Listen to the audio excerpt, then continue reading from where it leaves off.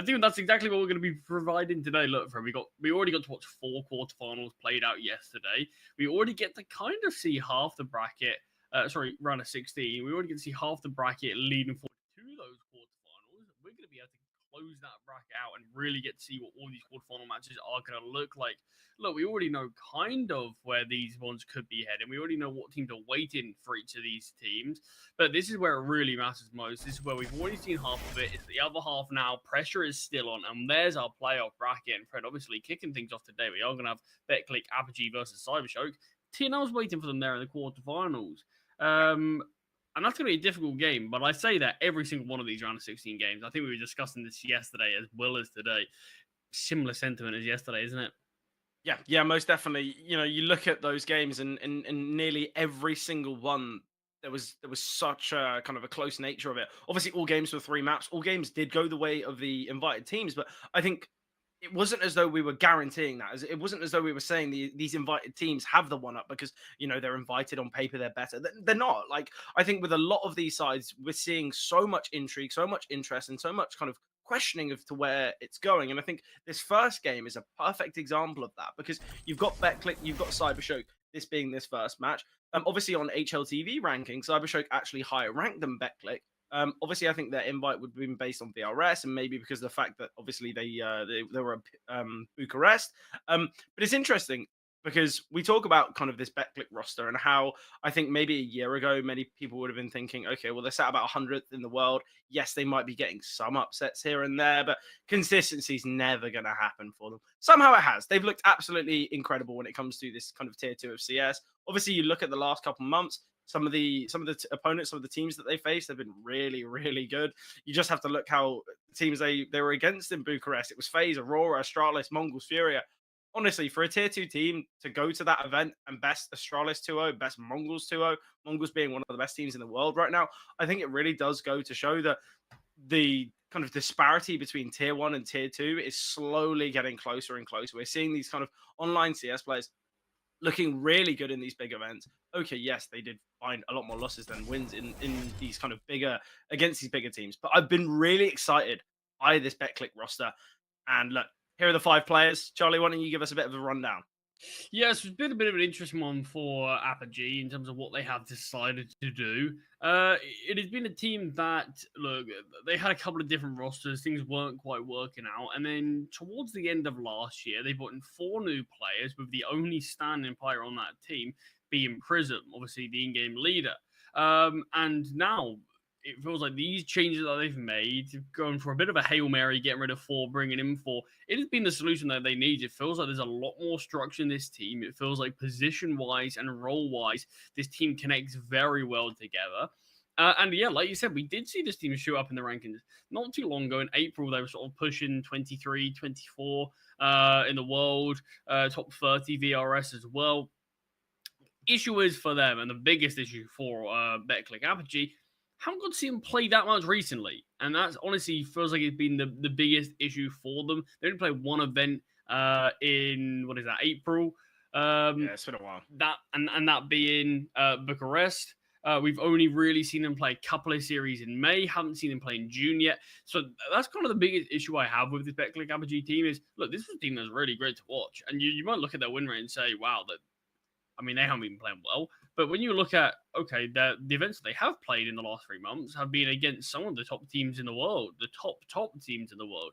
So, yeah, it's always difficult to really look at this team on stats right now when generally in the last 3 months, we haven't got to see a crazy amount of sample size from them. But this was a team, like you were saying, yeah, we're really exciting. We're finding themselves very, very consistent and having some really great games. And it felt like it was always team performances. Look, I could sit here, point out players like Jacob and say, this guy is playing super well.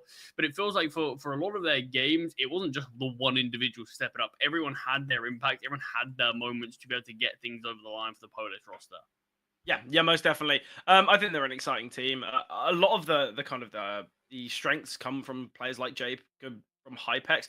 I always bring up HFAR. I feel like he's the type of player that can just come out of a no-win situation somehow just unscathed. The amount of times where I see him kind of stuck in a corner, whether he's like trapped towards Car on Dust 2 or Cubby on Ancient, and he somehow finds 2 kills and gives enough for his team to rotate in. I feel like he's a really kind of impactful player in those anchoring roles, and I think that's something we will see today. Obviously, on the flip side, we've got CYBERSHOKE. This is a team that I think a lot of the time have over the last year or so have made a really kind of positive name for themselves within this tier 2 scene. They've become a really strong team, and one of which I don't think many would want to face. Obviously, a lot of that comes from the fact that Fenneman is such an incredible AWPer. The rest of the guys as well, very consistent. The only player who's a little bit in the dark being Blixie, but honestly, Blixie's one of those players that can light up the server as well. Glowing, the newest addition, has been kind of really productive when it comes to frags. I really like what the CYBERSHOKE roster has to offer. The biggest issue I feel for them is I feel like they're a team that can have they can win, they can beat every team and they can lose to every team, because I actually think CYBERSHOKE are very conditioned on kind of confidence. You just have to see how they played here in the Swiss stage. Every single game being a 2-0. Yes, they went 3-1. They lost 2-0 to 9, but obviously their victories 2-0 as well. So I feel like with this CYBERSHOKE team, if they get a strong start on map number 1, I feel like they could very comfortably take the series. Yet there are games where you'll see them lose out on map 1, and you just see the players, maybe, I don't want to say heads drop, but it seems like we're not seeing that kind of potency. We're not seeing that venom that we are so used to expecting from a team like CYBERSHOKE. Hopefully we don't see that today. Hopefully we do see some close games. I'm expecting a lot of 3-map series as well, just on the fact that the whole round of 16 so far have been these 3 mappers, but the vetoes are going to be coming through. Obviously, we've mentioned for Betclic, sample size and win rate as somewhat small here, but obviously they have picked Ancient, which is a complete expectation. Anubis selected by CYBERSHOKE is not one of Betclic's best. It's obviously CYBERSHOKE's strongest, and Dust to be the decider. Interesting here. I think Dust is one of the weaker maps for both these teams. It's kind of a bit of a similar sentiment from what we saw in that BC game, Partisan, but kind of the flip. Instead of the best map for both teams being the decider, it's the worst. So I'm quite excited to see how things go here. I think realistically, I don't think the vetoes are going to favor anyone. I think both teams are going to feel confident on their map picks. I feel like both teams could best one another on each other's map picks. Obviously, we saw that map trade in that last series yesterday. I feel like the round of 16 games, they've had the kind of anything can happen personified all the way through. And I've got that same feeling here in this first series. I mean, that's the thing. Even sort of a map like Anubis for Betclic Apogee is, they kind of have only played it 3 times. Technically, it's 4. The Ecstatic game's about to just disappear from the 3-month in the past. It's 1 day off going out. And then you look at some of the teams that they have lost to. I mean, Aurora, they bought that one in a close fashion. They did lose to Nexus. But then they took down Firefly. So it's just 3 games really to talk about and to highlight for Apogee there. But like you said, it's no surprise that they have picked Ancient. This was a map that they took down Astralis, Mongols on. They took down Aurora on. They got a reasonably competitive game at some points versus FaZe Clan as well. Yeah. So yeah, they're certainly going to be feeling very confident about their Ancient. I want to just quickly talk about this Betclic Apogee roster as well, because I do think this was a pretty big risk from this team, because a lot of the guys, so Jacob, HVAR, and Hypex, these guys came into the roster very inexperienced. Sort of Hypex came from 9 Academy, I believe. You have like Jacob have like 1 stint on a team beforehand, similar with HVAR. The only player who really had any experience beforehand was like a demo, as well as obviously Prism, who played on that sort of previous Honorous lineup, if you remember that, with Taz and Neo. So I mean, honestly, for Prism, you don't really get better Polish teachers than Taz and Neo, the sort of 2 Polish goats, really. And I think it's really allowed Prism to sort of develop his game as this sort of leader of this team. There's a lot of players that came into this roster pretty unknown and very quickly hit the ground running and sort of shot up those rankings kind of out of nowhere. And it does kind of feel like to me that this Betclic Apogee team are kind of like the sort of last bastions of hope right now for Polish Counter-Strike. These are the guys that are trying to push forward. They've got a lot of younger talent in this team, and results are actually coming their way. Like, there's a lot of other sort of nations that have been in Counter-Strike and used to be some dominant forces. Now, teams aren't quite working from that region, but this definitely feels like this Polish team here. There is a lot to this. There's a lot of excitement that can be had. It's just, it feels like the most obvious thing to say every time you watch Apogee is, I just want to see you play more. Yeah, exactly. And honestly, it's been since Bucharest, it seems like they maybe have kind of gone back to the drawing boards, maybe realized, look, let's take a bit of a breather. We've been churning out these online events as much as possible. Let's make sure that we don't kind of have that burnout. And look, when we talk about burnout, I feel like a team that I do want to bring up. Obviously, they're a team that are going to be featuring today in one of the matches is Zero Tenacity. So we can bring up the bracket. Obviously, they're playing against Fnatic, but Zero Tenacity, they were known as a team that were churning out as many online events as anyone. I think they had 80 maps on Anubis in 3 months, which is absolutely ridiculous. Nearly a map of Anubis every single day. And obviously playing multiple series. And I feel like it works for them initially. They really shot up the rankings. They were getting close to top 30, but we see where they're at now. We see kind of the consistency they're having, and it's not what we're used to. It's not what we're expecting from a team like Zero Tenacity. So I quite like the fact that Betclic have gone, you know what? We've just had, one of the biggest events we might even play in our career. We've played against these incredible opponents. Let's just take a breather. Let's actually just have some time to kind of rethink of maybe how we can improve on that result. So I quite like it for such a young team to have that level of kind of maturity. It's always nice to see, because I feel like burnout is always such a tough thing to see with these young players, because you expect them to be kind of making their way to the top of CS within the next 3-4 years. And it sometimes can be quite sad when you see a player who might have to retire because of just mental and physical burnout.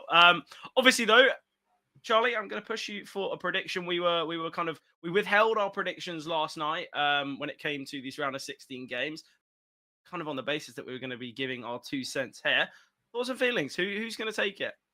I mean, it feels like on paper, I feel like I have to say Apogee, but yeah, I mean, I'm a big fan of CYBERSHOKE, but you did sort of hit the nail on the head in terms of it kind of depends when you see CYBERSHOKE, what version of them do you get to see? Because they are a team that do feel like they can be just playing off of momentum, off of sort of their own confidence. And I remember the last game I did watch from CYBERSHOKE, a team that I have been praising quite a lot in the past. It was poor. It was a pretty poor game. I don't exactly remember what one it was, but I remember it was just no one was stepping up. I mean, Gloam was very absent, and it felt like there was just no one on the roster that wanted to take that mantle and be like, I'm going to be that player who can dictate this game. Because I think we haven't really highlighted for CYBERSHOKE is this team, it does feel like they've had a dip in form individually, at least. I've always found it a little concerning when Glowin's stopping the charts for them. I mean, not saying Glowin isn't a good player, because he certainly is. I mean, you even saw it when he was on 9 Pandas for a long time. Always could post some very consistent numbers there. Unsurprising that he's been brought into CYBERSHOKE to try to nurture some of this younger talent. And he's still individually right up there at the top, but there's a couple of names that were right alongside him that just dipped off in form a little bit. And hopefully, before we go into the player break, this will be a good event to prove them.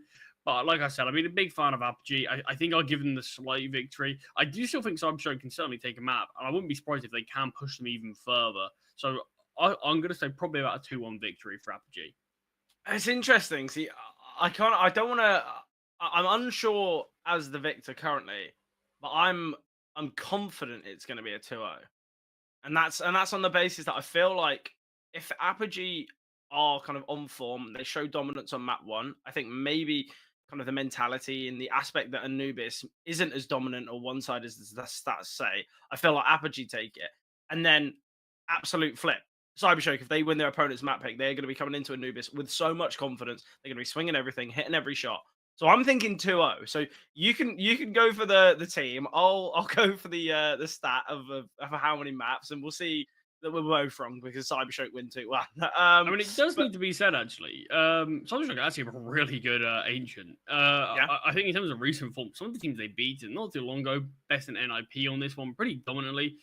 Took down Big 13-3 just a couple of weeks ago on this map as well. Yeah, there was a really good form on this map. So, yeah although we've seen Apogee actually be able to take down some really heavy hitters here on Ancient. Look, CYBERSHOKE, they've got a good map as well. They've taken down the absolute top of tier 2, top of sort of tier 1.5 as well. So, yeah, even map number 1 could instantly bring that sort of high octane CS that we even wanted to see before even moving on to map number 2, before even potentially getting to that third and final map. So, yeah, certainly a lot of action between these two teams, and I think this is a perfect way to kick off day 2 of the playoffs here. Yeah, definitely. My favorite thing about this veto that we didn't really get to see, so we can bring up the veto again for people only just tuning in. But the really exciting thing is both these teams instabans Inferno, and we didn't really touch upon it because we're kind of more interested about what was going to happen with the maps, whether we were going to see Ancient, whether we were going to see Mirage ban. But Inferno was both teams instabans straight from the get-go. Neither team's willing to ban it. They want to be the team that win the veto. I would have loved to see CYBERSHOKE just go, yeah, you know what? Let's have it as the third. Let's have it as the decider. A bit of chaos here. And I feel like, do you think Betclic have got an advantage because they didn't have to ban it? Obviously, they got rid of Train. That's a map that they've looked pretty weak on, and CYBERSHOKE have played quite a lot. Do you think that helps them massively, or do you think it's kind of more a, I guess, not kind of a massive impacting factor? I mean, honestly, look, you see a lot of teams when there are sort of both rosters have the same insta ban. It is kind of a bit of a sort of hot potato scenario in terms of when are you going to be the one to ban it? It feels like it's going to be banned, but who's going to do it? I do remember we ended up seeing a team pick Inferno when both teams insta bans, was it? I believe it was Monty. Yeah, it was Monty. I don't remember if they ended up winning that game. Oh, they smashed them. They absolutely smashed them. But it's I do like the idea of that.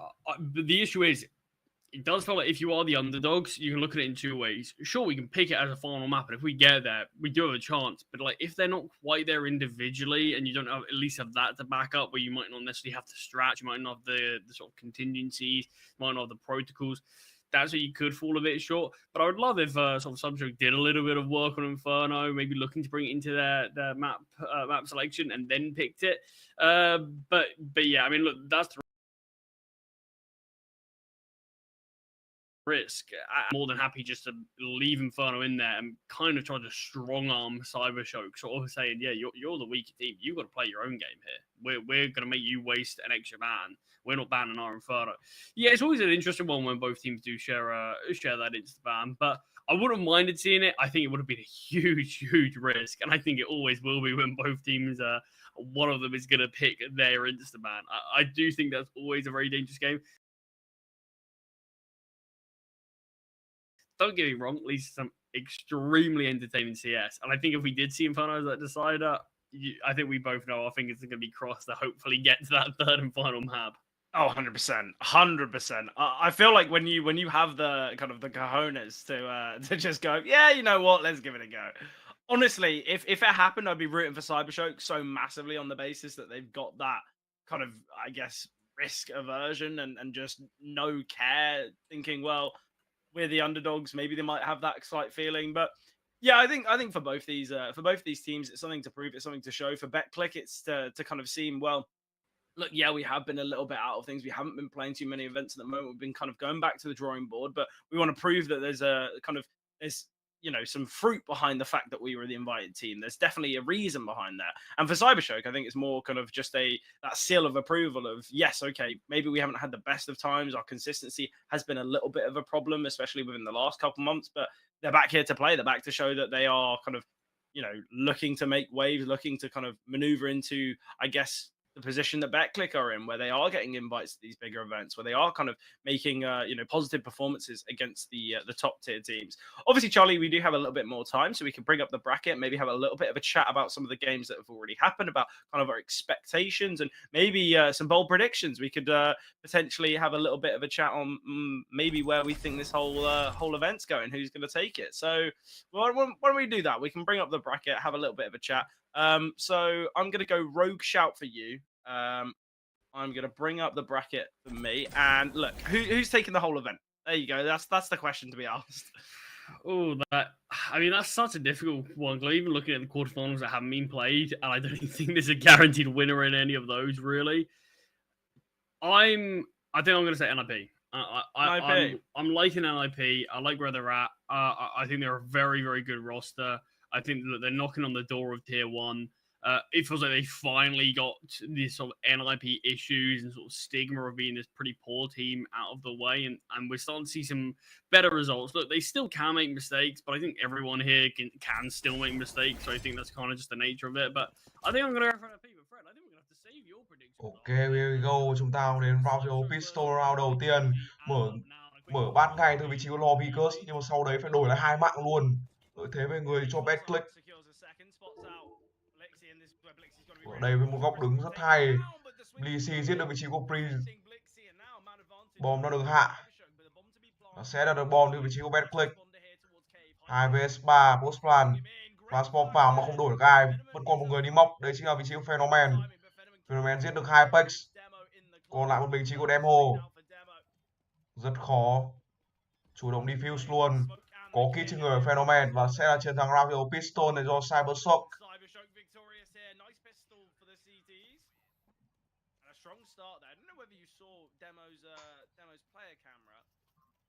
Một tình huống đi móc tốt nhưng mà sau đấy thì quá tham và không kịp.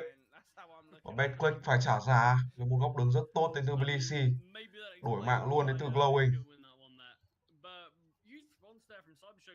Một tình huống đứng cực kỳ khôn ngoan. Betclic với việc họ đặt được bom thì họ sẽ chủ động là force buy, muốn di chuyển ra khu bom xe A, nơi đang chỉ có sự trấn giữ của một người mà thôi. Đấy chỉ như anh chàng Phenomen.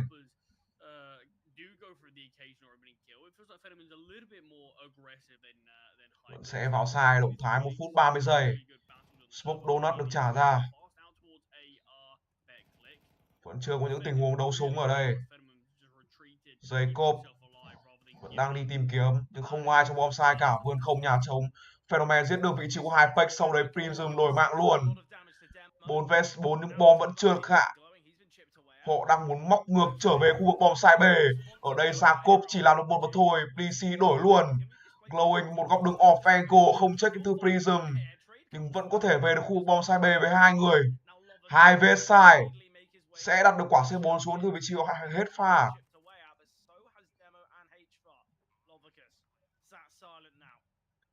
Hết pha là hết xăng đây. Lovius với một góc cam rất ngang như này, hát pha chủ động là giạt pick nhưng mà không thành công, chỉ còn lại một mình demo mà thôi. Liệu có thể clutch hay không? Góc đứng này sẽ không check từ Blissey nhưng người đồng đội cũng đã đoán giạt rồi, nhưng demo bắn rất tốt. 1-1 cho Betclic. Bắn rất tốt từ demo với một góc đứng bị phát hiện trước.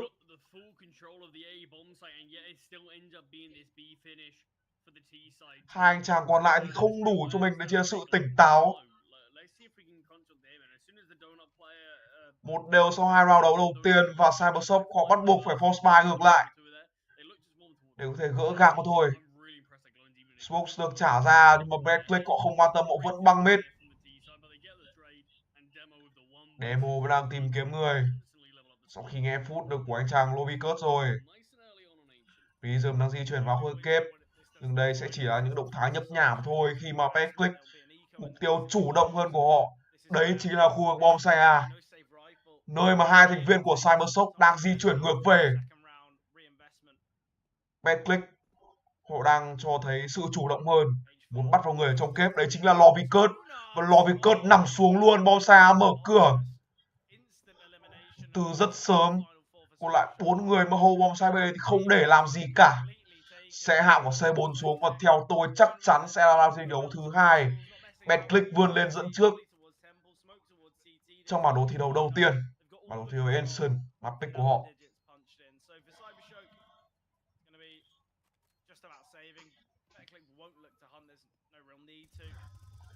CYBERSHOKE họ chủ động đi xếp luôn, một thằng mình rất quỷ từ Betclic. Hai người đi về, hai người của CYBERSHOKE di chuyển ngược về khu bom xe B thì đấy là thời cơ để Betclic vào bom xe và giết đi anh chàng Lovius một mình cô đơn. Muốn pop flash ra để bắt nhưng mà Demo nói không rồi, cứ bình tĩnh, thằng này anh lo được. Bắt được đi vị trí của Blissey, vẫn còn Glowing ở đây.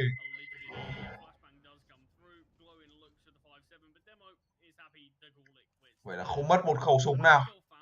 Rồi đầu chiến thắng thứ hai cho Betclic. First to 3 round Betclic đang sáng như trăng rằm, mặc dù CYBERSHOKE họ win ở bên phía CD side. Xin lỗi các bạn, đấy chỉ là win round thiếu Piston bên phía CD side. Map pick này map pick của ai á? Đây là map pick của Betclic nhá. Có trên ở dưới cái minimap này. Cảm ơn bạn Văn Hân Từ đã ủng hộ nhá. Nhưng mà ở đây Glowing bắt được đi vị trí của anh chàng hết pha. Hết pha đã hết xăng rồi. Còn lại 4 người đồng đội. Nhưng vào đấu này cũng tương đối khó cho CYBERSHOKE. Hai người Eco trắng thì thực sự là khó. Vì không nhận khẩu súng này thì vẫn chưa thể nói trước được điều gì. Mà ở đây Glowing cùng với những người đồng đội chủ động đi đẩy và Glowing có cho mình đấy chỉ là double kill. Đừng tham Glowing ơi. Anh đang đúng. Và triple kill dành cho Glowing với một khẩu 5-7 mà thôi. Rất điên rồ. Một tình huống đi đẩy không tham mà thôi mà đây ôi những người đồng đội thì lại báo anh Glowing quá. Báo quá trời đất ơi, Bleazy ở đây vẫn đang tìm cho mình đấy chỉ là khẩu 5-7. Vẫn còn hai người của Betclic mà lượng máu nó không đủ đầy một chút nào cả. CYBERSHOKE bên kia thì người duy nhất có giáp là Glowing nhưng mà chỉ còn 3 HP ở trên người. Chủ động chạy ra, quá ngây thơ từ vị trí của Glowing và demo trước được cái tham minh này. Sẽ là hạ quả C4 số thôi, nỗ lực triple kill của Glowing. Rất gần với việc đổ sông đổ bể rồi.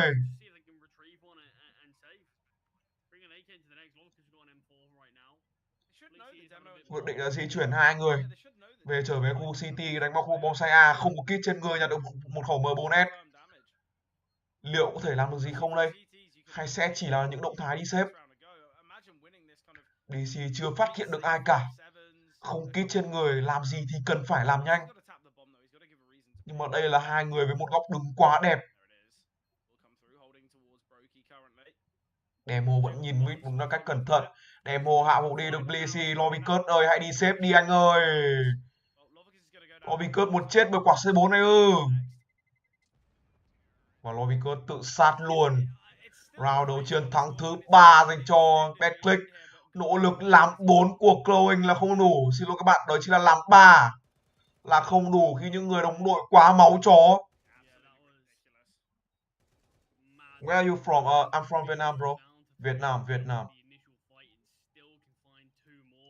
Where are you from, bro?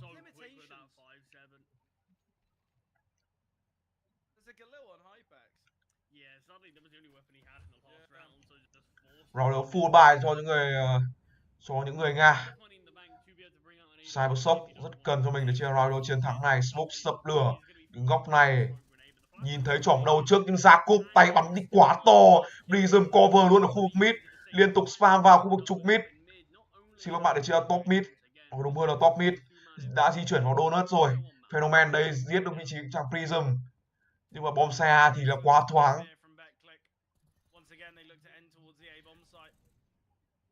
You're from Poland, bro. Okay. Warsaw. I know one city in Poland is Warsaw. 3 vs 4 demo ở đây, bắt được đi chàng Glowing.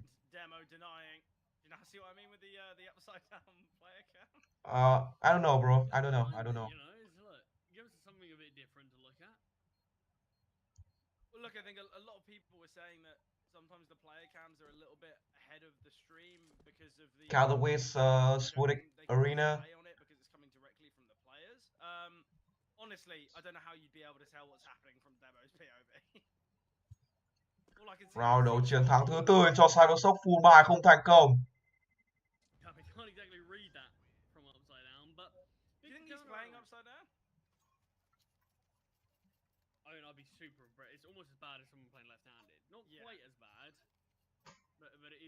Sẽ tiếp tục là những động thái eco từ CYBERSHOKE. Vẫn chưa có tactical timeout được gọi. Đây rồi. Đúng như những gì tôi muốn thì tactical timeout được gọi luôn. Tactical timeout is called for CYBERSHOKE.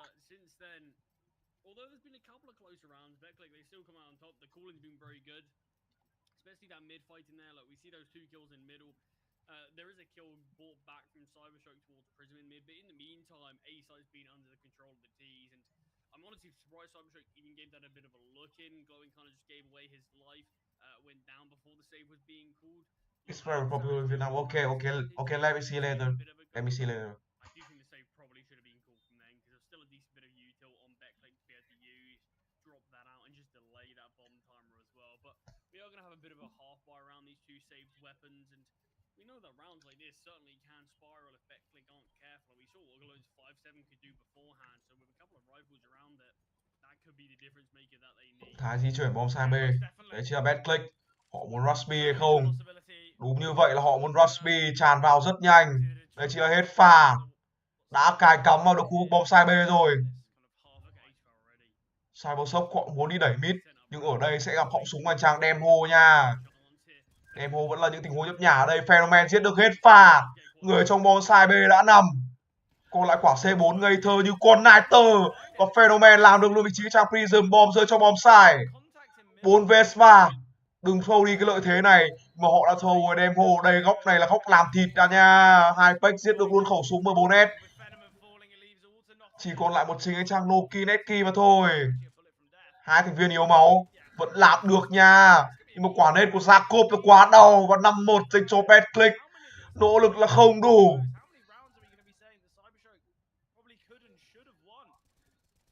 Nỗ lực các thành viên CYBERSHOKE là không đủ trong round thi đấu này.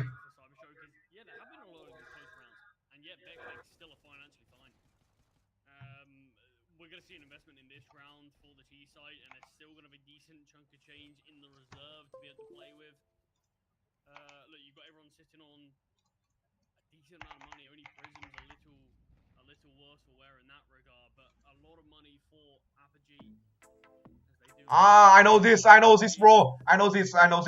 I know this one. I know. Yeah. There's very famous in Vietnam, yeah. I know this.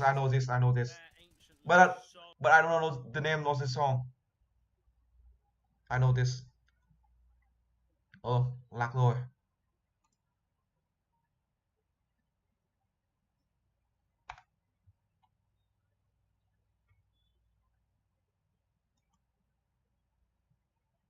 Already 5-1. We've got 6 rounds remaining. Betclic gonna go kind of winless out of these remaining 6. I like the off angle from 5 vs 4 dành cho các thành viên bên phía team CYBERSHOKE, cơ hội để họ ngắt cho mình để chia những chuỗi phong độ thảm hại này. Chuỗi thông thua 5 round thi đấu. Glowing một góc kê cường ở đây sẽ đối diện khẩu ốp của Hipek, nhưng góc bút chủ động đến từ hết pha. Bắn tốt đến từ hết pha giết được anh chàng Glowing, một tình huống nhấp nhả tốt. Còn lại vị trí của Nodi Netki. Ở đây không có gì sai lầm cả, anh ta đổi mạng và có cho mình đến chia double kill. Noki Netki có cho mình đến chia triple kill luôn, chỉ còn một mình Jacob mà thôi. Di chuyển từ khu vực donut về sẽ bị phát hiện. Thì vậy chưa gì đã replay, what the fuck? Why replay fucking bro? They replay too soon. Noki Netki ở đây. Không thể bắt được anh chàng, nhưng mà Phenomen bắt được anh chàng Jacob rồi. Ngắt cho mình chuỗi vòng độ thảm hại và 2 năm dành cho CYBERSHOKE.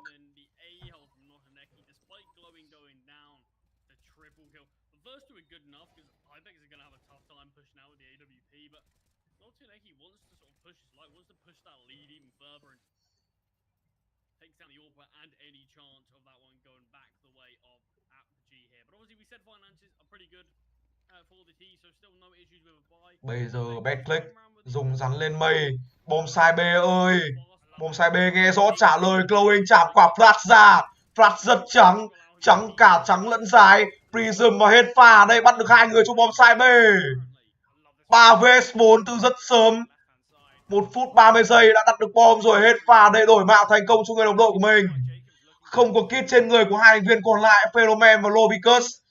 Theo tôi, nếu mà an toàn thì sẽ là nên đi xếp xuống mà thôi. Một tình huống dùng rắn lên mây. Bóng xe B vào từ rất sớm, mặc dù những nỗ lực của Glowing là không đủ. Lửa được trả vào.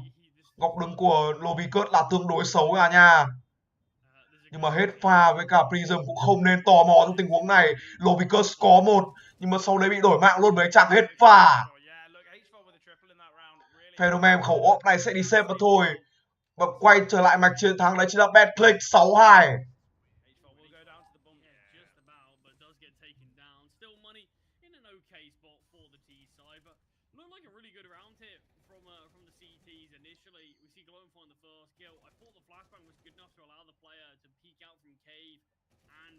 Một tình huống mà chỉ trách Betclic quá hay thôi. Những tình huống tay to của họ là tương đối hay. Ngược lại CYBERSHOKE, tay của họ nó quá bé, nó là không đủ.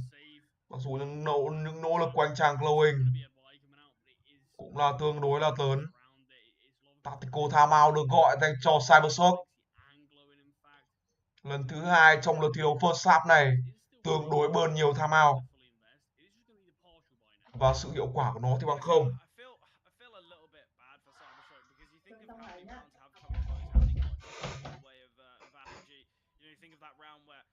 Gets the triple with the 5-7, probably a round that CYBERSHOKE can take.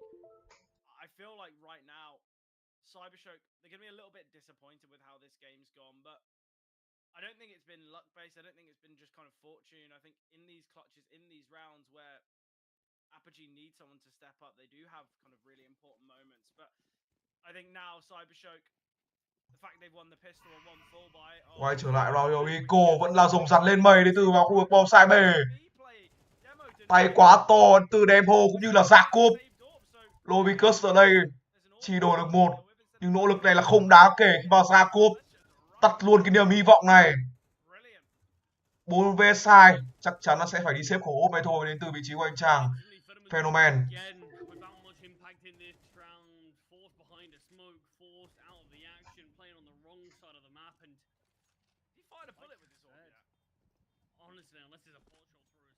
Sẽ là chiến thắng 7-2 dành cho Betclic.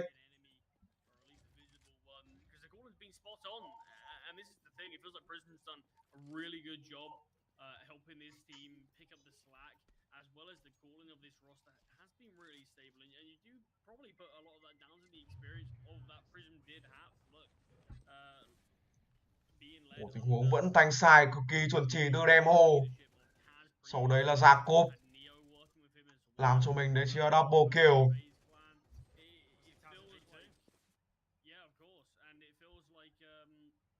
Prism's really taking those lessons to heart, and it feels like finally we're starting to see that next generation of the Polish scene. It's been a little while since they've really sort of been back at the top, and this Oh my gosh. Team, look, it might be one for the future. It might be one that there's still a Oh, this trick is fucking shit, bro. Những tình huống spam từ Prism nhưng mà chỉ có 15 máu đến từ Lovicus thôi. Blissey ở đây muốn tạo cho mình sự đột biến bằng một tình huống đi đẩy nhưng không thể làm được gì cả. Ngược lại Prism muốn đẩy ngược lại. Những tình huống spam move vẫn là chưa có gì xảy ra cả. 1 phút đầu tiên tưởng rằng vội, nhưng mà hết pha giết được anh chàng Blissey trong kép rồi. Kép mở cửa. Chỉ còn lại mình glowing trong bom sai mà thôi. Những động thái của Betclic họ đang nói không với bom sai B. Vẫn đang là những tình huống hâu đẩy. Glowing quả lửa trả ra. Ngăn chặn được tình huống đứng trong kép và lùa thành viên ra rồi. Notinetki quá tò mò. Ở đây Lovicus bị bắn từ 2 hướng. Không thể làm được gì nhiều cả. Phenomen đây bắn vào chân á. Demo ở đây thì đi quá nhanh. Quả nết được trả ra và sẽ kết thúc với trang Phenomen này không? Một flick rất tốt đến từ Phenomen. Còn một mình glowing mà thôi. 3 vs 1 dành cho Betclic, lợi thế là quá đáng kể. Hết pha ở đây. Sẽ thấy được anh chàng glowing mà thôi. 8-2 cho Betclic. CYBERSHOKE bắn quá thảm họa. Betclic rõ ràng họ chơi chủ động và lấn lướt hơn nhiều.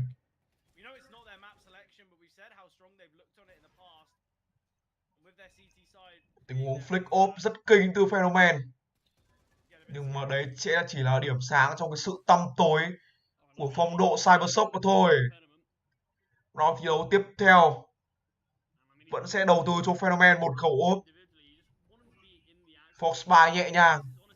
Nhưng mà không thể làm được gì cả khi mà Prism ở đây bị đổ mạng bởi quả nết rồi. Phenomen bắt đầu vị trí của chàng Jacob. Vẫn có thể tạo sự đột biến hết pha ở đây, đưa về lợi thế cân bằng về người. Xin lỗi bạn, đấy chỉ là sự cân bằng về người, không phải là lợi thế gì cả.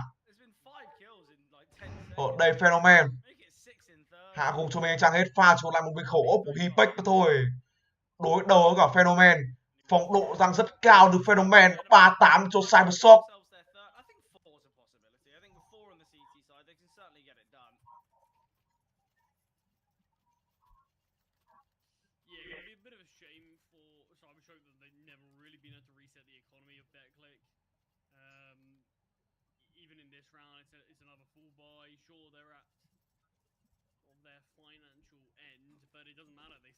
Smokes được trả ra. Vẫn sẽ là chủ động ý 3 cho mình để chia 3 mid. Họ muốn chiến mid từ sớm đến từ vị trí CYBERSHOKE và Jacob đây búp đồ ra. Tình huống transfer xoay tốt. Còn cho mình để chia là double kill. Liệu có cộng 1 hay không? Không thể cộng 1 rồi. Nhưng 5 Vespa là lợi thế tương đối lớn. Một tình huống đi 3 mid. Nhưng mà CYBERSHOKE họ đang phải trả giá. Ở đây Chloe bắt thăm mình tốt, hạ cũng đi em hồ. BC ở đây đưa về lợi thế cân bằng về người. Jacob đây giết được luôn anh chàng BC. Bom Cyber đang muốn vào từ các thành viên phía Betclic. Ở đây Prism hạ gục được đi Chloe, chỉ còn lại cũng khẩu yếu máu từ vị trí của Phenomen. Hypex với một góc nhìn tốt và sẽ hạ gục được anh chàng Phenomen và thôi. 9-3 ở lượt thi đấu first half dành cho Betclic.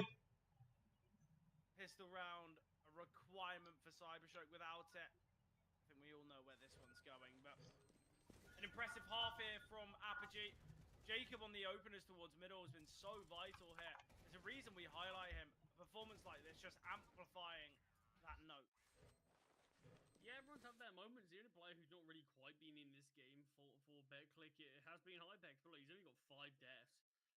He's certainly been alive in a lot of the rounds that they've won, just hasn't really found the impact. And again, a bit of the life of the All-Pro and Ancient sometimes. A lot of how the utility works, you can't necessarily be amongst most of the action out towards mid, out towards B lane, so you put yourself in a very dangerous situation if you are there. So it ended up just sort of having a bit of a boring game probably from Hypex so far, but on the CT side might be able to have a bit more impact. Prism just jiggling, gets this intel towards K, and a flashbang comes through. I love the call from Betclic, but the flash not quite blinding, so no kills found, but I love the idea at least. Nice from HFAR to deal to Notaneki. Blixie will confirm the kill onto Hypex. Low is Jacob. HFAR does have a kit though. They can take their time a little bit with this retake. But Jacob falling. Demo does have a smoke. So much work done from Fenomen here. And now it's all on Demo. He's got a smoke, he's got a kit. He's got 5 HP to make it work. Great pistol from CYBERSHOKE. They needed it. And obviously found. Both the as you pistols mentioned so far on this series going their way as well, and look, weren't able to convert the first one as that second round force buy, but if Betclic go for a similar investment, this is one that CYBERSHOKE have to make sure they do get over the line. It will allow this scoreline to be sort of closened up slightly and actually give CYBERSHOKE a bit of an opportunity to show us what they can do on their T side. Yeah, if they find victory, it'll be 9-6, as it will be an eco from Apogee in round number 15. I like the idea of that pistol from Apogee. The flash is not blinding Blixie. He was kind of playing anti-flash there in preparation. Going silent here are Betclic, not wanting to show kind of that they've got the weaponry in play. All that's been heard here is a lone deagle towards B. HFAR tucked away. This could be a great setup. Into the meat grinder. HFAR and Jacob combine. And this is where Glowing feels like he might need to take a bit of a risk here. Blixie holding for this re-aggression. It shouldn't come through, but it might. There's going to be this triple re-aggress. Great there. They will get the trade. Oh, Hypex confined. And it is surely done in this round. Devastation for CYBERSHOKE. But it's that CT setup in Cave. The left-right MP9s. And they get absolutely mauled. Nothing you can do there. This triple swing comes through. And then Hypex, he finds Fenomen. He gets a kill on a player that he's not even shooting. Devastating. I mean, just does well enough to justify one there from that deagle. Takes a lot of pressure away from the rest of his teams as they rotate in. Decent bit of damage to the final player as well. But it's the pistol round going the way of CYBERSHOKE, but losing the second round force by out towards middle. But Jacob fast up the B lane to spamming with his M4. Not quite connecting. But I mean, look at what the T's are playing with. Without that bomb plant, without many kills, only found one. Just got deagles and no utility. They've got a Tech 9 on Blixie. I mean, this is a round where it's only won by individuals. There's no strategy it can be in a round with no utility or anything like that. Problem with no head armor is the MP9s, the Galils, the M4s just going to be instant kills. Well, near enough. Flash comes through, but speaking of instant kills, Lovicus connects with the Deeg. Prism. He's going to jiggle here in Cave. Taken down by Fenomen.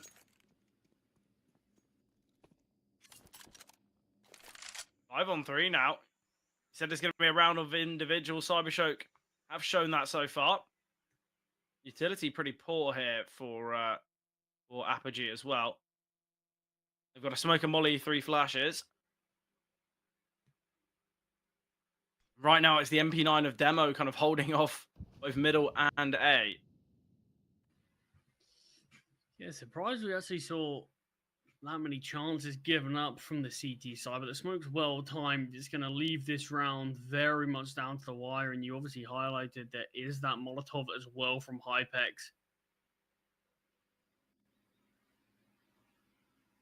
18 Mr. seconds. Staying silent. Hypex can get 1, but that is all that is found. Jacob, only the 1 kill himself, and it's to Demo. He's just going to have to save. This is where you have to question, Apogee, why are we peeking towards top ramp? Why are we looking for a fight in cave? It's Deagles, it's Tech 9s. They have no utility. You could sit 5 players in CT spawn and have such a strong chance of winning the round. It's not like there's going to be a smoke down. It's not like these players are going to have the kind of the utility to hold you off. I really don't know what Betclic are doing in this round. They're looking for kills. They're playing far too aggressive. And not only are they doing that, it's not so there's a flashbang coming their way to help them out. It's so unnecessary, and it's given CYBERSHOKE a 5th. I mean, even just that Molotov being thrown from Hypex, but he's playing a really forward angle where when there's a lot of bodies coming out, there's no escape. It's you find them all or you do get taken down at some point. That's the thing, I wouldn't mind if Hypex just plays slightly deeper, drops out Molly towards ramp or cave, and allows him and his teammate in Jacob to be able to actually focus on one angle together as a unit. Because look, there was 17 seconds when they started to push out towards that bomb site. You throw a Molotov, they've even got to go through, or half of that attack is waiting out.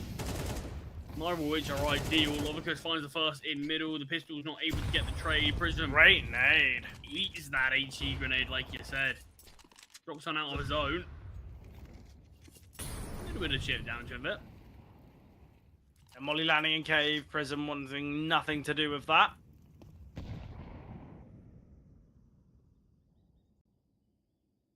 Dixie making his way towards cave now. Strong B set up. They will see a rotation here shortly.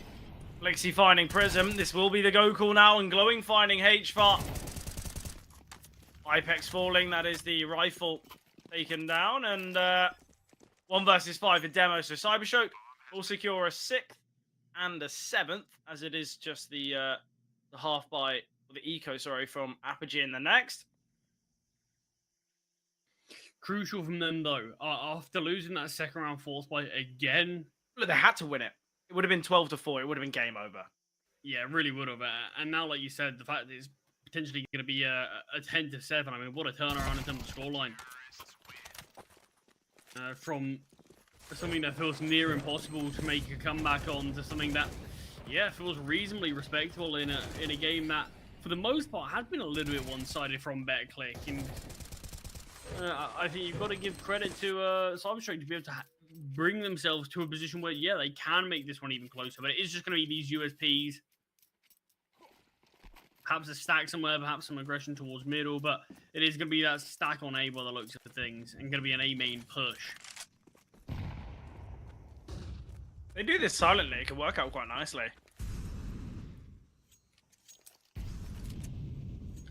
Not 100% convinced themselves yet.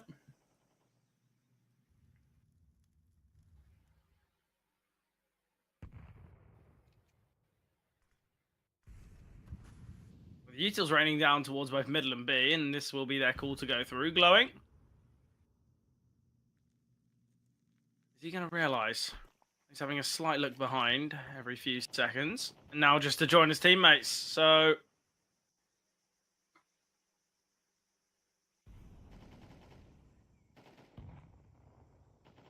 Venom. He's holding for this full flank. I really like the kind of the game plan here from Venom. Making sure that there aren't 5 CTs slowly making their way closer. Very comfortable. Demo will get 1, but no real issues there. 10-7, 3 rounds in it. Obviously, CYBERSHOKE need 3 to bridge the gap. Betclic need 3 to close the game. But this could have all been averted if Betclic just had a little bit more discipline against those Deagles.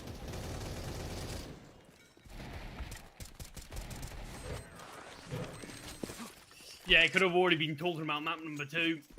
At a bit of a post game here, but CYBERSHOKE, look, they've done what they needed to do. They're still alive on Ancient, and with Betclic just sitting on double digits for now, things definitely are not out of control. Still all the room to be able to work with. Mid's being taken with no resistance from the CT side. Probably don't quite have the utility to fully battle for this portion of the map, so they're going to take this space towards ramp instead, and one flashbang of Blixie. Glowing gets the double. By Betclic, as the B side can be taken. There's no need for CYBERSHOKE to rush this. Hypex here towards close ramp. Oh, he gets the double. He gives it a chance. He gives a bit of threat here, as it is 2 versus 3. Demo just spamming in the hopes and attempts of connecting through the smoke. Notaneki playing close to both smokes. Found here is Notaneki. Demo denying. Lovicus still here in cave. Smoke to land on his position. Smoke on the bomb. Lovicus found. Jacob, great kill there. How has this round had so much potency? How have we seen this retake come through? The double from Hypex gives Betclic the round, gives them that slight chance. Wow. We see the flash come through, this double kill from Glowing. In my opinion, the round is over. Well done. CYBERSHOKE, you've won it. But what a retake. Perfect example of how a retake should be played. I mean, that's the thing. I thought there was no chance of that one. It felt like everyone was around B for the T side. They could have easily just looked to push their way up, and it felt like easily they get the trade on the Hypex, no issue. Hypex does find 2, but it's still a disadvantaged retake. It's the fact that the first player is caught with their pants down a bit, looking the wrong way. The problem is they didn't have any control deeper there. CYBERSHOKE didn't send kind of deep utility out. Nice find from Phenomen. A bit of damage to Notaneki, but advantage still the way of CYBERSHOKE. But as I was saying, they didn't have any deep control. That was the real costly factor there for that post-plant position.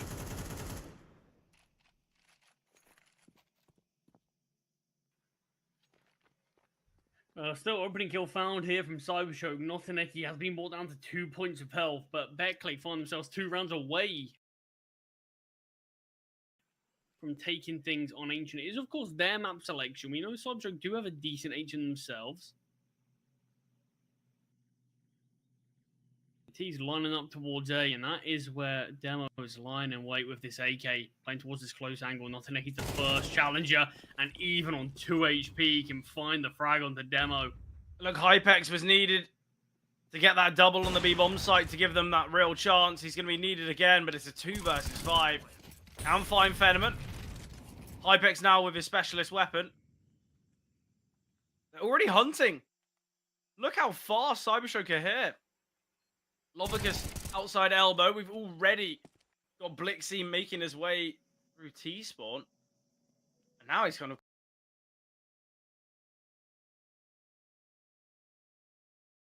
questioning, well, what if they do give this one a go? But steps heard, Blixie's got that information. Blixie can get the first. Hypex will trade.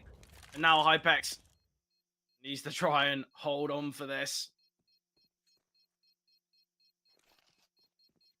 Glowing's been loud about this. Knows where the final 2 players are. We'll find the first. Can dodge Glowing. Post it up, and Hypex takes everyone down there. He gets a quad kill. That's a real boom for his confidence. As we said, Hypex had a bit of a kind of slow half. Wasn't really required. But now on the CT side, he's got the big green in hand. And a round like that's going to give him a lot of confidence. 4 kills. Money's not actually great from CYBERSHOKE. So they have put themselves in a spot where, look, losing 1 round is kind of going to break them financially a decent bit. It shouldn't be this round, though. So if they can look to win this one cleaner, then maybe most of the danger is gone. But, I mean, if Hypex can sort of look for a couple of opening kills here, there's no reason why Betclic can't pull off a miracle round in this one. But it is going to be a tactical pause from the CT side. Maybe just discussing how they want to use this AWP. Yeah, it's interesting because there's no real need to go for an investment here, and Hypex can get an AWP out in the next. Honestly, I wouldn't mind maybe like a quad donut setup from the pistols, and then you leave Hypex holding towards A main. Kind of bunker down on the bomb site, ensure that you keep the AWP alive. If they head towards A, it can work out really nicely. And it does look as though it's going to be this A play here from CYBERSHOKE. I think my drastic call of quad of 5A would have been perfect in this round. Yeah, Hypex still around the action here. Misses the first shot though, and he's caught in between a really tricky position. Will connect the second, surely going to get taken down with a mid player. Hypex will find Lovicus before falling, so it's a 3 versus 3. Issue is these 3 weapons are just USP. Jacob to retreat himself and AWP, but Glowing's nature is good enough to give man advantage back in. Jacob gets found, and it's all on HVAR. So CYBERSHOKE overcome that one. Hypex's AWP does find some impact, but other than that, as soon as the AWP goes down, most of the potency of this round disappears. Scorelines looking very damn close now. Yeah, very scary. If you're an Apogee fan currently, it was a 9-3 half. They lost the pistol, then won the force, and I think a lot of people then would be thinking, well, it's game over, right? But no, CYBERSHOKE, they were given a gift on that force buy response when they had deals, a Tech 9, no util, no head armor. Oh, Jacob, nice find here. We'll take down Fenneman, and with Demo dealing and Prism finding 12 surely secured here. Glowing and Not a Necky in a 2 versus 5 within the first 15 seconds of the round. It's just 3 heads-up fights that go the way of Apogee. Jacob, great find onto Glowing. Not a Necky 1v5. I'm not too sure what the finances are looking like for CYBERSHOKE, but I mean, that's what we said, isn't it? Look, Hypex finding all those kills with the AWP did put themselves 1 spot from getting broken. He found a couple in the last. yeah, I think they will be able to get out a buy, but I think you will probably have some Galils, something similar to that. But not an Eki. What can he do here? Probably not a lot. He's got 1 minute to play with. Maybe could look for a save if he's not going to get a buyout in the next. But even then, you don't want to fear yourself going down after time.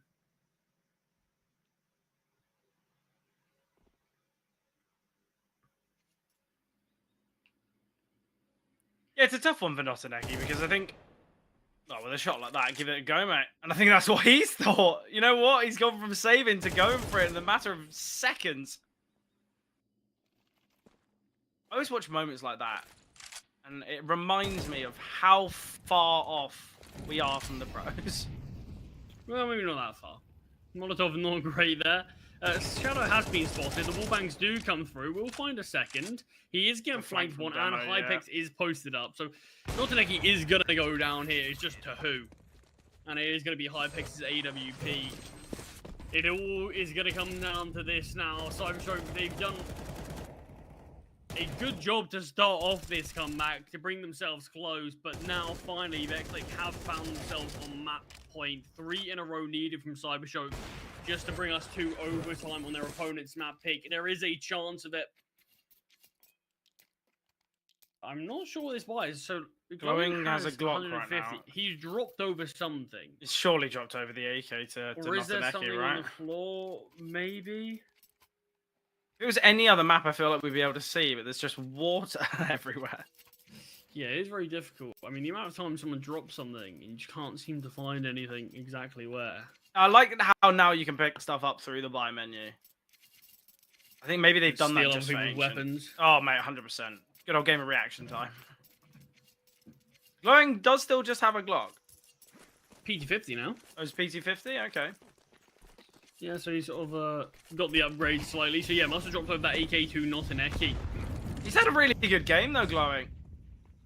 Actually, I'd try and give him a 5-7, try and bring that from the CT side. It's a good setup towards A though. This is a Warrior one to try to break. Hypex posted up with the AWP early and Demo just to play off of his contact. Yeah, not going to be easy. And the problem is as well is CYBERSHOKE with limited utility. Blixie now to be peeking. Hypex finds one, and there's the setup. Played to perfection. Hypex can find another. Glowing could fall here as well. And now for Hypex, it's all about delaying. The HE grenade forces him out into the open. Lovicus can find him though. 2 versus 3, but Flashbang's heading over. Jacob in a great position. He gets the first, and H fast secure in the second. So Apogee, they do find victory here on Ancient. A little later than we expected after they win the force fire on that CT side, but a victory nonetheless. And now they will be heading into map 2 with the advantage, as it is Anubis, the selection of CYBERSHOKE. A great performance from Jacob.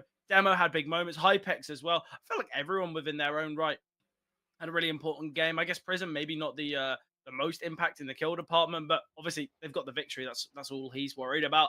Look, I think it was a close game at moments, and I think actually that first half, that 9-3, maybe a little bit more kind of outrageous than it looked, just on the basis that there were so many rounds that clutches were required for Apogee. There were so many rounds where it was a 5 versus 2. Yes, it was pistols, but it's still a 5v2.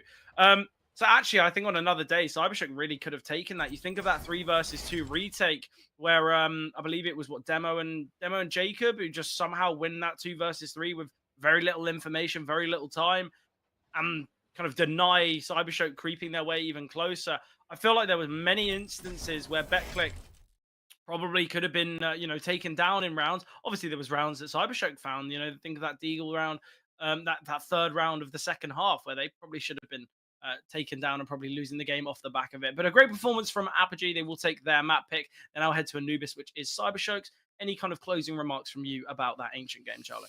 Yeah, I'm in agreement with you there. I think maybe you could look at the first half and say slightly inflated from Betclic Apogee there, ever so slightly at least. There was obviously that glowing pistol round, which ended up being a 5 versus 2 at some point. He finds 3 with that 5-7. The fact that they weren't able to convert sort of either of their pistol wins, I think it's been a bit difficult for them. That could have gave them a nice string around, particularly on that T side or that first half, where they did struggle a little bit. Only found 3 rounds in total there, and yeah, these things could have made the difference makers. That could have maybe just slightly tipped the scale in favor of bringing us to overtime. Like, you have to give credit to Betclic because there was a lot of rounds where they did dig their heels in. They really did dig deep to be able to just about clutch them out. Like you said, the double kill from Glowing, the fact they were able to win that round from a 5 versus 3 deficit. Yeah, there's a lot of moments like that from Betclic, not as many of them from CYBERSHOKE, and I think it was just that sort of clutch potential that Apogee had on display today, and that's what allowed them to take their map selection. But obviously, like we said, that does mean that we're moving on to CYBERSHOKE's map selection now. They've played a ton of Anubis, got a very good win rate on it. Apogee's still question marks around it. Haven't seen it for a long time. Only really seen like 3 maps of it in the last 3 months. So we've got a lot of questions as to what are they going to show us there on that. Is there this chance of this 2-0? I said I think I'm going to give it to Apogee, but I do think it's going to go to a third map. So obviously, for me, that means I think CYBERSHOKE will win in this one. Yeah, look, I think it could go either way. I think it will be based on kind of how the individuals perform on Anubis. But obviously, we're going to have a lot of time to talk about Anubis, as it will be coming up very shortly after the break.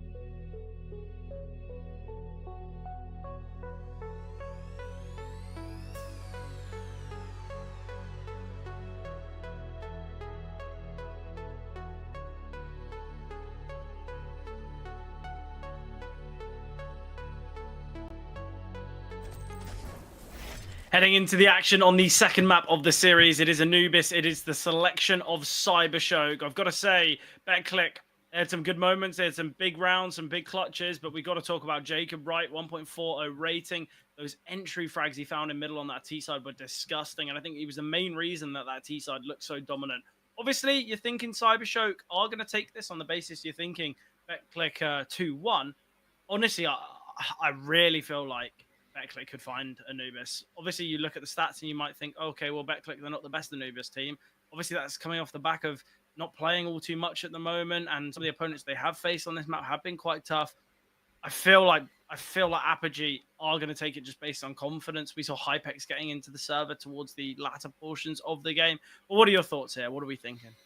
Yeah, I definitely think there's a chance Apogee can take things. The only thing is, like you said, haven't played a huge amount, so is there going to be any rust on them that maybe is going to sort of slow them down slightly here? CYBERSHOKE, I think they put a good display for themselves considering how poor a start they did have on the first half of that map. They bought themselves into it. We kind of discussed how maybe the first half was a little bit inflated in terms of scoreline for Apogee. Maybe we could have seen a bit of a closer affair, maybe even bring things to overtime if CYBERSHOKE were lucky there. But look, it's not the case. CYBERSHOKE do have a good Anubis, and yeah, I'm kind of right there with you. I don't think there are any guarantees for this.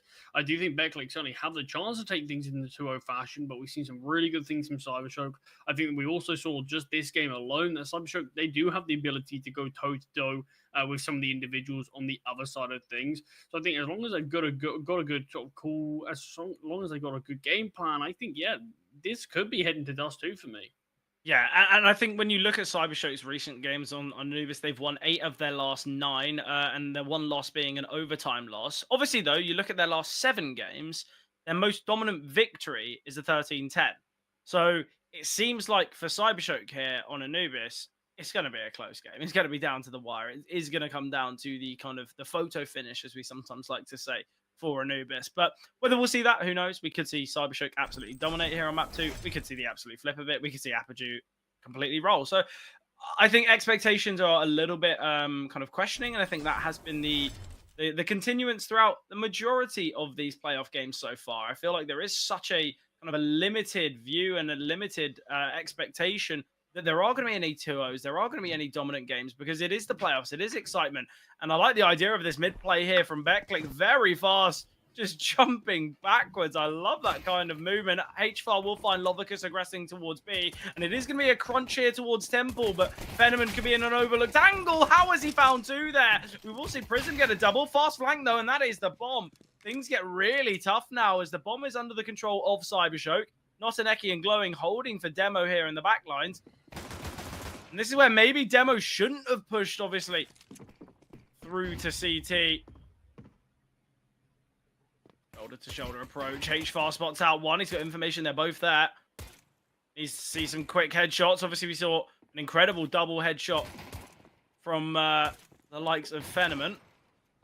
So it can be done with this USP. Nice find from Notaneki. CYBERSHOKE, they will win that pistol. Really good decision making from Glowing and Notaneki there in that 2 versus 3. Instantly taking down the bomb carrier, like you said, but ultimately not just to sort of stay stagnant and static on that bomb. Instead, look to take a fight somewhere else and take down Demo.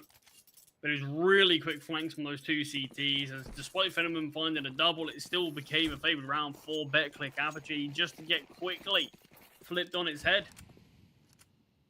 Exactly. And no second round force by here. I mean, look, this is likely just due to the fact that we do have Betclic on this T side of the map. They want to be able to show off what they can do on this favored side. They want to have weapons in play. Well, we'll find 2, but does eventually get taken down as that smoke fades and the pistols can really get out onto him. Lexi looking to get in the back lines. He's in a great position here. And the MP9, oh, Jacob can find. We'll need to reload here. 2 kills already, not bad at all. So the Deagle as well, realizing the MP9 without armor needs to hit this instant headshot if he wants a chance. Seems like Blixie might go searching. Fenneman's now by his side, holding here from window. Great information. Oh, what a shot from Jacob! That is disgusting! Will be found here by Blixie and Fenneman, but what a kill there! I'm always just so surprised when shots like that come through. Yeah, I mean, that is an immense find there. And 3 kills on your sort of full eco with just a couple of pistols invested and not even many of them at that. So I'm sure they do get their 2-0, but it's a reasonably damaging 2-0 for them. Yeah, and it's all if Apogee can capitalize on this. Are we going to see them find round victory? Because without it, then the success of the last somewhat unnecessary. Great from HFAR there, finding Fenneman.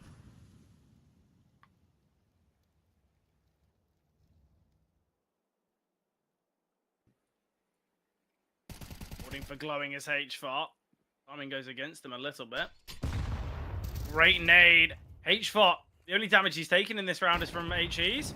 Information gathered from Blixie, chipped away to 57 points of health. We'll send the smoke as well, and an HE grenade.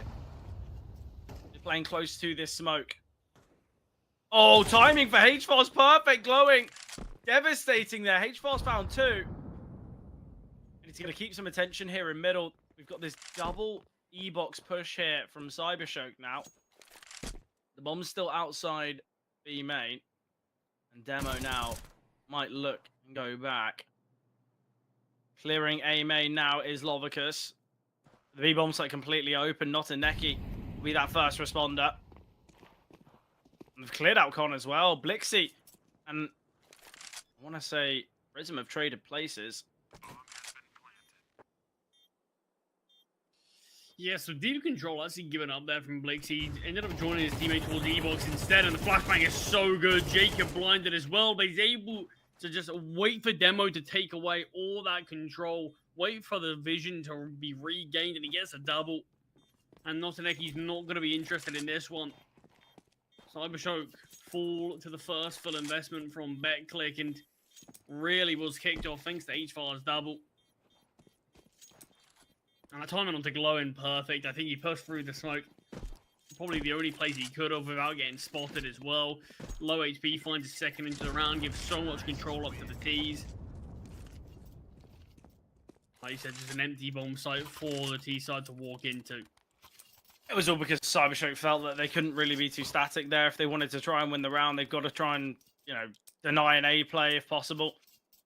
But, look, honestly, this is where CYBERSHOKE, the cost of that kind of eco with the 1 Deagle is being seen. We've got a 5-7 on Glowing, an MP9 on Blixie, Lovicus with the pistol as well, and Fenneman joining Notaneki with the rifle, but it's the FAMAS, not the AK. It's a good opportunity for Apogee to find success. We have seen what these 5-7s can do in previous rounds. Play 3A is a good call. At least you would think it is, but AAA setup. There is going to be a crunch onto the A-bomb site. Obviously, there are plenty of players here, but HE grenade to soften them up. This is where the players in middle need to activate. Nice flashbang here. Oh, Molly to force them back. Prism's going to send a flashbang. Great find from Prism. Now Notaneki with a lot of work to do. It is going to be this crunch from camera as well, but the double from Hypex to confirm this round.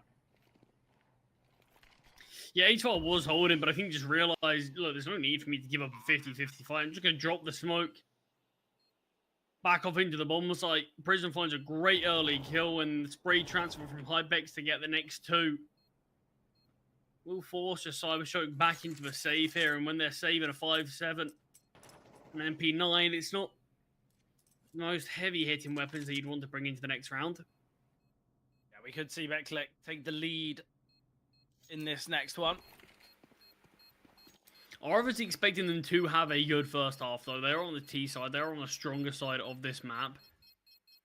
Actually really struggle on the CT side. 30% win rate on that CT side. You know, we're looking at 3 rounds being the norm, which is always really scary.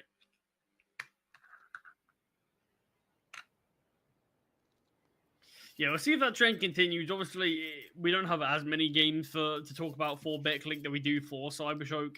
It's basically the difference between 4 maps and 24, and even their sort of 4th game that we have seen from Betclic, their oldest game now, in a matter of hours, that'll be removed from their sort of most recent.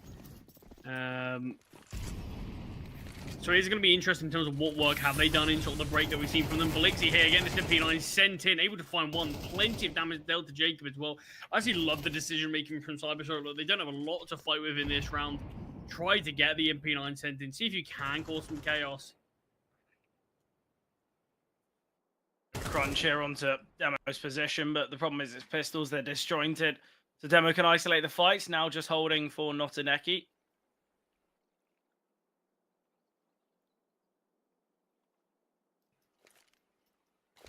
A late play through middle here from Apogee. Great decision. Obviously, with a flashbang coming through from B, they realise that there's a good chance there's a couple players still on this B bomb site. A lot of utility here for Apogee, so they're going to drop the smoke here towards Temple and just creep their way into camera.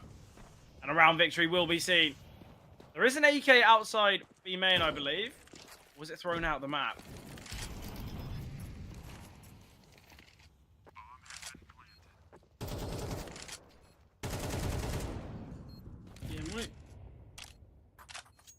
Oh, there we go. It is in the hands of Fenneman now. It took a little while to find it, seemingly. But that is Betclic finding the lead here. Since losing the pistol, they've gone 3 in a row. But we are going to see guns back in play for CYBERSHOKE. I do want to see the open Fenneman. I don't know if they quite have the money for it. So probably is just going to need to be the AK in the hands for him, but he had a really good game on Anubis, actually, considering considering the scoreline, considering the result. We still saw Fenneman right up there with glowing 17 and 11 on a map that they lost. Wasn't far off from Jacob at the top of the server.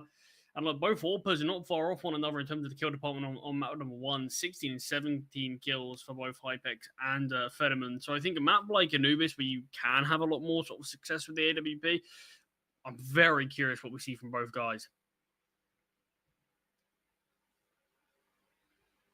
It does seem as though there are some slight technical issues occurring. Hopefully all will be sorted shortly. But we know Anubis is a T-sided map, so I think for Apogee, and especially how much they kind of heavily perform and lean upon their T side. Honestly, I'm thinking 8 rounds is even still in a spot where it might be a little bit too far from them. And I know a lot of people might be thinking, well, yeah, but they've won the half by 4. They've got such a lead if they win the pistol. It's still a possibility for them to lose it, because you just have to look at some of the games that they have lost fairly recently. The amount of rounds they're getting on the CT side, very minimal. In their game against Nexus, they didn't get 1. They lost all 8 in a row. Obviously, in that overtime loss, they did get 6 against Aurora. So it just seems consistency is a big problem here for Apogee on their CT side. Yeah, I don't necessarily know if I'd say I don't think it's enough if they manage to find 8. Look, they haven't had the greatest of CT sides, but it's still a very short sample size for us to talk about. It's been a while since we've got to see a huge amount of games from them. Even their most recent game was still over 2 weeks ago, sort of pushing 3 weeks ago. They could have done work on this map. They could have sorted some things out. But look, this is sort of going to be probably one of their last, if not their last event before the play break. This is where you kind of can just throw everything at it, because look, what else do you have sort of waiting afterwards? You're going to have a bit of time off the break. Probably not going to do an insane amount of work then. Probably want to give some of these guys a bit of a break before sort of jumping back on the practice server. And this is really just sort of that sort of last chance before you do go into that break where, yeah, let's go on a deep run. Let's get some extra VRS points. Let's show off what we can do against some really sort of talented tier 2, tier 1.5 teams here. And test yourself. And I do think Betclic are going to produce a little bit more here. But I don't necessarily think CYBERSHOKE is just going to fall that flat on their CT side, if I'm being honest, and necessarily give 8. Yeah, and obviously when we talk about there hasn't been that much sample size for Apogee, obviously they did kind of lose recently. Well, not recently, but they lost in that kind of Bucharest to Aurora. It was overtime. Betclic pushed them the distance. This is Aurora, who is 6th in the world right now. This is not kind of the old Aurora. This is the new current form, the kind of the Turkish roster that are top 6. So I think maybe people might look into things and say, well, statistically, they've only got 1 win on the map. They've only played it 4 times. They're able to compete against the best of the best on this map. So I think that's where maybe CYBERSHOKE, it might be a little bit out of reach. I mean, that's the thing. Look, I don't know if this is necessarily going to be a 2-0 or a 2-1. And even then, if we do get to a third map, I don't think there's exactly any guarantees of who's going to go on to take it there. Sure, statistically, you look at it, Betclic, they've been in a better place this year. They've been pushing for top 30 in the world, top 30 VRS as well. Even a bit higher in terms of the actual rankings. I think 25, 24, 23, something like that. But it has just been the amount of games that we've seen from Betclic. They are potentially a little bit rusty at times. Even a couple of recent events that they have attended being out quite quickly after Bucharest. So I do think it is going to be an interesting one between these two. I think it does lead for some really sort of tight-knit Counter-Strike where there are a lot of question marks around both of these rosters as to where they are. Because CYBERSHOKE are a very solid team as well, but they've been stagnating in terms of win rates. They're probably not quite where they wanted. And it's only been recently that we start to see them have a bit of an upturn in form once again.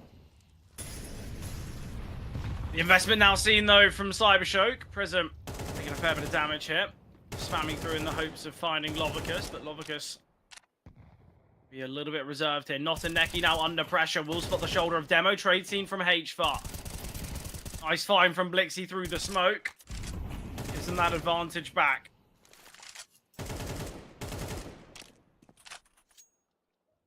Minimal utility now for Apogee. Same can be said for CYBERSHOKE. So, although there's 50 seconds left, it's not going to be the easiest for Apogee, not in the slightest. Hypex does have a flash. We're sending it here into E-Box, but ooh, thinks better of it. As in fact, Prism just takes this space.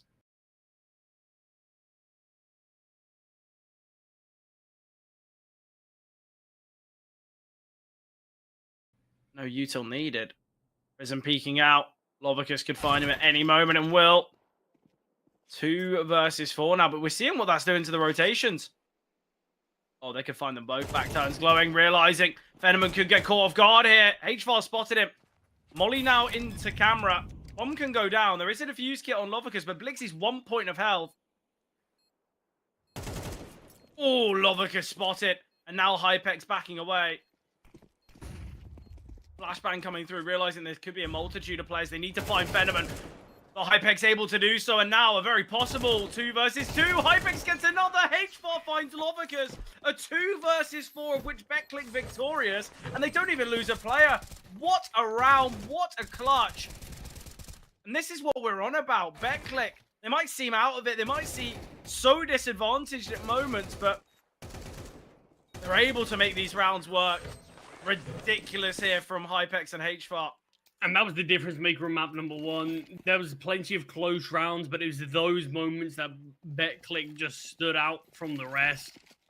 Really made themselves known, and they're such clutch rounds that sort of you are just relying heavily on your individuals, heavily on sort of these dangerous calls, these risks to be taken. But it was such a brilliant way for Betclic to win that one there. Yeah, like you said, Prism, he goes down towards B, gets the information that 2 are there, heard the steps of the player tucked on the bomb site, gets found by Lovicus as well. And it's just those rotations that move. And as soon as Glowing goes down and Fenneman's forced back from the flames, that's when you know, okay, there is a real chance here. But great play from the 2 Betclic players. They're coming clutch once again. And just going to be a partial bite for CYBERSHOKE. So Betclic should be able to find 5 through the smoke. Being sent is Prism. Bit of a danger there, probably on a half buy, just through a smoke alone. But it is all a ruse as the bomb makes its way towards B. These 5-7s out of these closer ranges Get some decent trades on the bomb side, 2 for 2. There's a flank coming through as well. Blixie in the back lines, AK in hand. Blixie can find the bomb, and this is where the round gets near impossible. Hypex can find, though, just a 1 bullet connecting from Blixie. Fenneman has rotated in, or will be that on a first.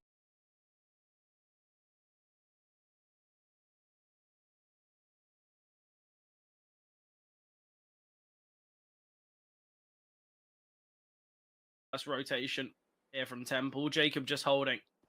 We're going to be about timing now. Jacob. Drill to the angle. Fenneman found. And again, it's another disadvantage scenario of which Betclic can be victorious. Lovicus. Found by Jacob. Betclic 5-2 scoreline now. Kill of the Blixie's everything.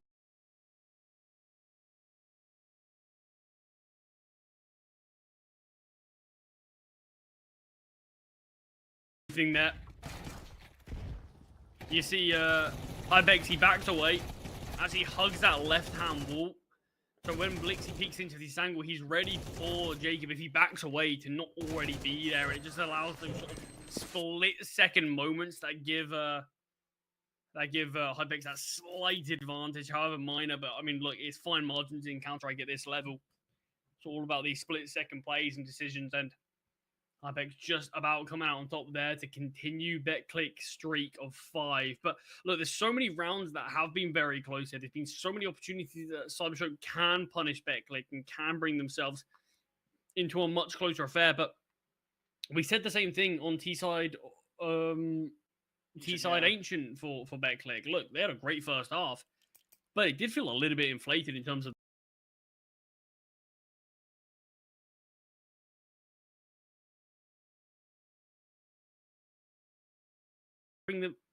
bring themselves into victory on Ancient. That was enough to be able to allow them to get it over the line. So if we do end up seeing a similar thing,